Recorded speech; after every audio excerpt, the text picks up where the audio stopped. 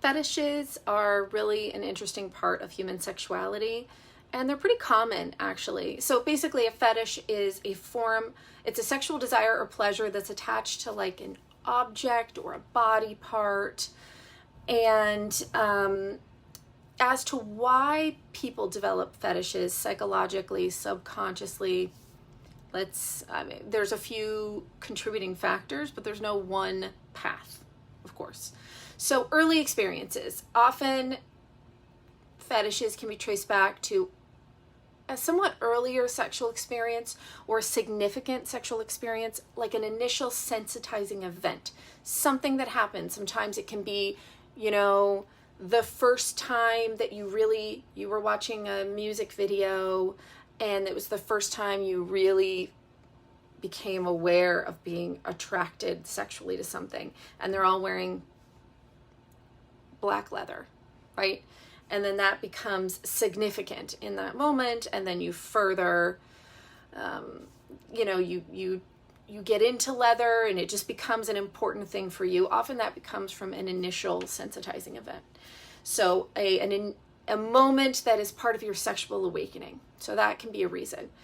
Conditioning, right? So if something, an object, a thing, a body part is repeatedly associated with sexual arousal or sexual gratification, it can become the source of arousal itself, right? So it's like the Pavlov's dog, where, ringing the bell every time they get to eat. Pretty soon you ring the bell and they're salivating every time they hear a bell. And for many people, they're a way to it's fantasy and escapism as well.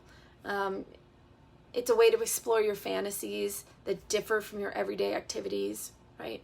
And they can often be very empowering as well, and breaking from societal norms can be very, very exhilarating and exciting. And there may be neurological factors. There is some research, but not enough. But, there may be some underpinnings neurologically into the way we're wired, which, overlaps into, it's a nature-nurture thing, right? We don't have a hard answer on that, but that could be a contributing factor. And then, there may be a psychological need behind certain fetishes, right? So it may fulfill something psychologically. A fetish might give you like a sense of control or help you overcome an insecurity, become a way that you express a repressed part of your identity or an unacknowledged part of your identity. So it's important to remember that having a fetish is fine. It's fine.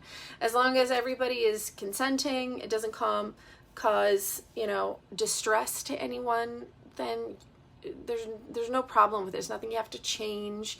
And there are people with all kinds of fetishes. So no matter what your thing is, there's probably a community for it. And just understanding the origins, there's a lot of people that ask a lot of why. They have a fetish and they don't know why, and they want answers. No one can provide you with a solid answer. But if you go back to your warehouse of memories, you may be able to kind of pinpoint a few events or times where something kind of makes sense, or like something was created. An association was created.